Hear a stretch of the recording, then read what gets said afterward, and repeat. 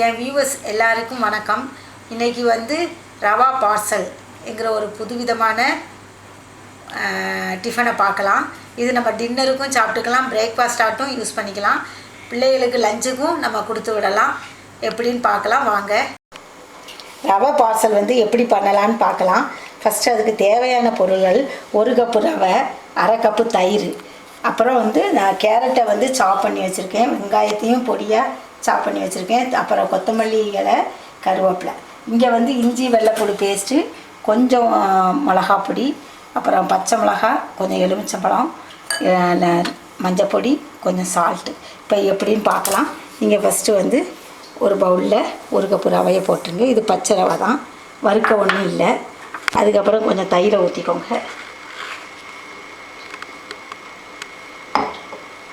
தயிரை ஊற்றிட்டு கொஞ்சம் உப்பு போட்டுக்கோங்க.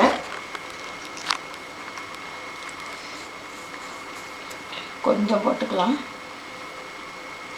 ரவைக்கு தேவையான அளவு உப்பு போட்டுக்கோங்க. போட்டுட்டு இதை நல்லா இப்படி கலந்துக்கோங்க. கொஞ்சம் தண்ணி ஊற்றிக்கலாம்.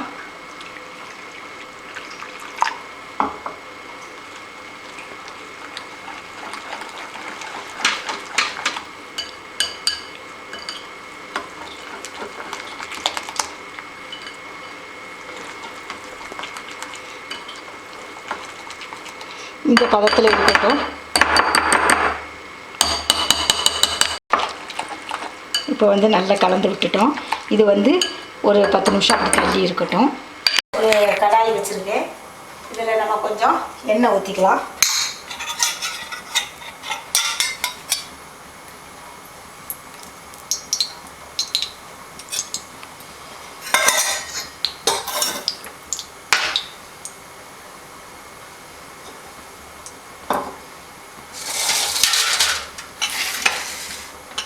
கொஞ்சம் பெருஞ்சீரகம் போட்டுக்கலாம், சோம்பு போட்டுக்கலாம் கொஞ்சம். போட்டுட்டு வெங்காயம் கட் பண்ணி வச்சுருக்கிற வெங்காயத்தை போட்டுக்கலாம்.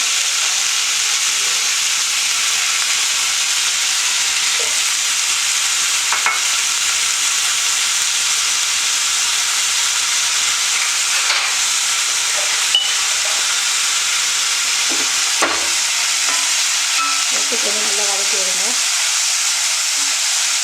இப்போ வந்து நம்ம கொஞ்சம் பச்சை மிளகா கட் பண்ணி வச்சுருக்கிற பச்சை மிளகா போட்டுக்கலாம்.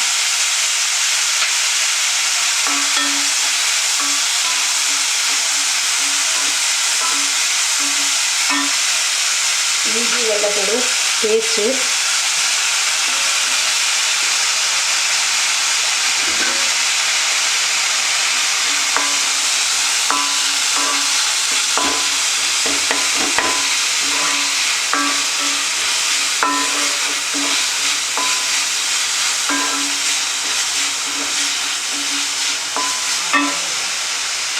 கொஞ்சம் சால்ட்டு போட்டுக்கலாம்.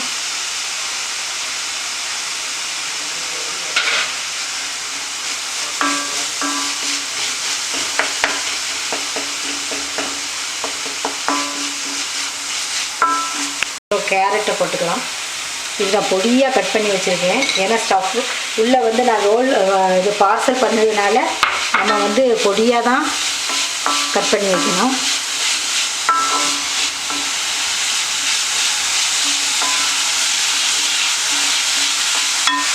இதில் மஞ்சப்பொடி போட்டுக்கலாம். மஞ்சப்பொடி,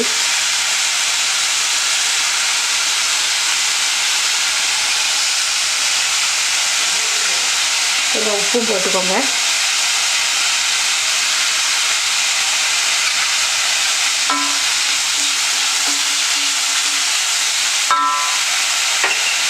கருவேப்பிலையை போட்டுக்கோங்க.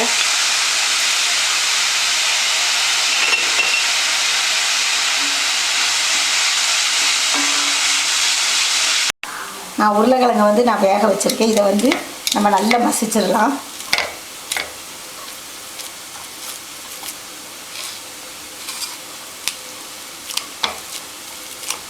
வத்தல் பொடி போட்டுக்கலாம். கொஞ்சம் தான் வத்தல் பொடி போடுறேன், ஏன்னா பச்சை மிளகாய் எல்லா காரமும் இருக்கும், அதனால் வத்தல் பொடி கொஞ்சமாக போட்டுக்கோங்க.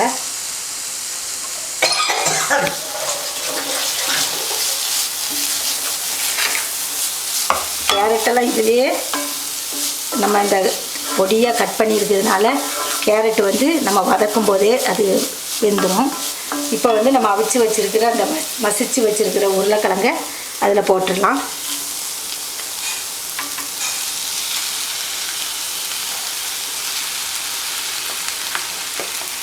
நல்லா கலந்து விட்டுக்கோங்க.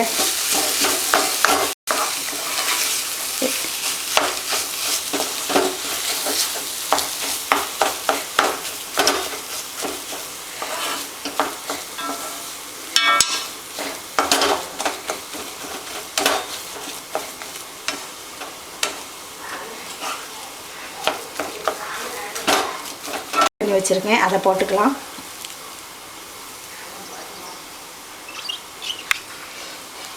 இந்த இது வந்து நான் இந்த பார்சல் ரவா பார்சல் வந்து உங்களுக்கு பிள்ளைகளுக்கு வந்து ஸ்கூலுக்குமே நீங்கள் கொடுத்து விடலாம். அவ்வளவு வந்து நம்ம கேரட்டு எல்லாம் போட்டிருக்கிறதுனால பிள்ளைங்களும் அப்படி விரும்பி சாப்பிடுவாங்க. வந்து ஃபில்லிங் ரெடி ஆகிடுச்சு. கடைசி இறக்குற டயத்தில் கொஞ்சம் எலுமிச்சம்பழம் புழிஞ்சு விட்டுக்கோங்க. பாதி எலுமிச்சம்பழம் விட்டால் போதும்.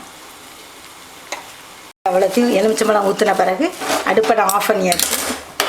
இப்போ ஃபில்லிங் வந்து நமக்கு ரெடி ஆகிடுச்சு. இப்போ வந்து எப்படி இருக்குன்னு பார்க்கலாம். இந்த பாருங்கள், நல்லா கொஞ்சம் கட்டி ஆகிடுச்சு. இதை வந்து நம்ம என்ன செய்யணும்னா மிக்சியில் போட்டு நல்லா அரைக்கணும். வச்சுட்டு காமிக்கிறேன்.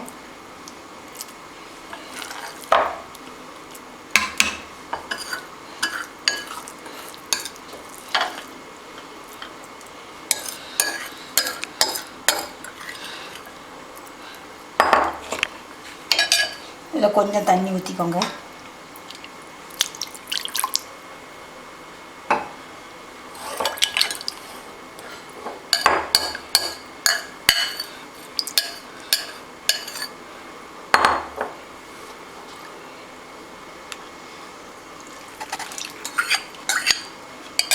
இப்போ இதை வந்து நம்ம மிக்சியில் அரைச்சிட்டு நான் உங்கள்கிட்ட அரைச்சிட்டு வந்துட்டேன்.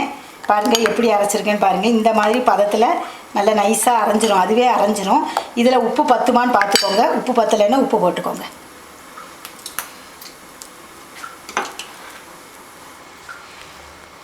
போய் வச்சுட்டேன். இப்போ இதில் வந்து நல்ல மிளகு பொடி போட்டுக்கலாம். நல்ல மிளகு பொடி போட்டால் நல்லாயிருக்கும். இதில் வந்து உங்களுக்கு இந்த இது கஸ்தூரி மேதி இருந்தால் கூட அதை போட்டுக்கலாம். இந்த மாவில் போட்டு நீங்கள் பண்ணும்போது அது நல்ல டேஸ்ட்டாக இருக்கும். இப்போ வந்து நம்ம கொஞ்சம்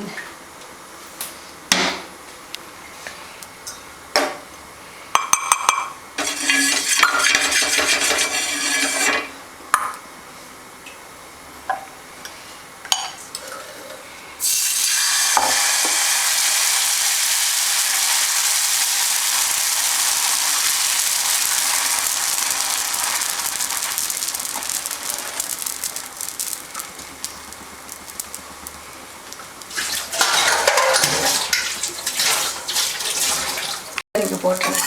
இதை வந்து இது வச்சுட்டு ரொம்ப வேக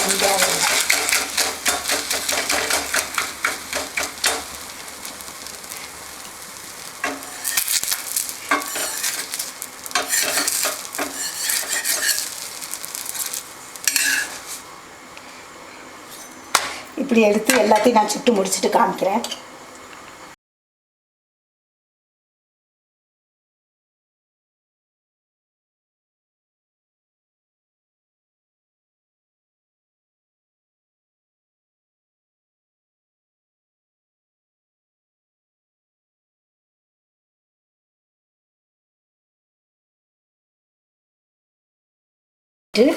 அதுக்கப்புறம் இப்படி ரவையை வந்து இந்த மாதிரி மடக்கி இங்கேயும் இப்படி மடக்கிட்டு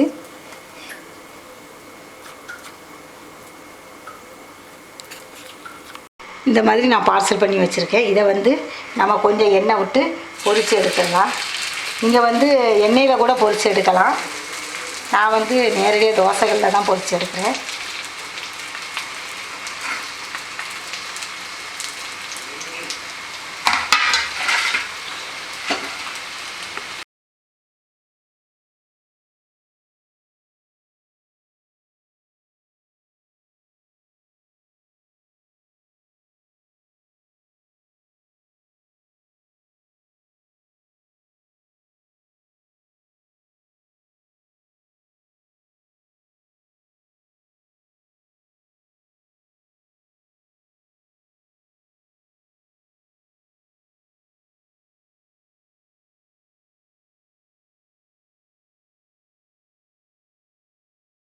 வந்து நான் அவ்வளோத்தையும் 4 எண்ணத்தை சுட்டு வச்சுட்டேன்.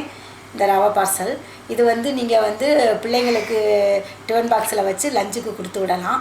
இதை எண்ணெயிலையும் பொரித்து சாப்பிடலாம். அது உங்களுடைய விருப்பம் போல் நீங்கள் பண்ணலாம். இந்த வீடியோ உங்களுக்கு பிடிச்சிருக்குன்னு நினைக்கிறேன். பிடிச்சிருந்தா லைக் பண்ணுங்கள், கமெண்ட்ஸ் கொடுங்க, மறக்காமல் சப்ஸ்கிரைப் பண்ணுங்கள். தேங்க்யூ.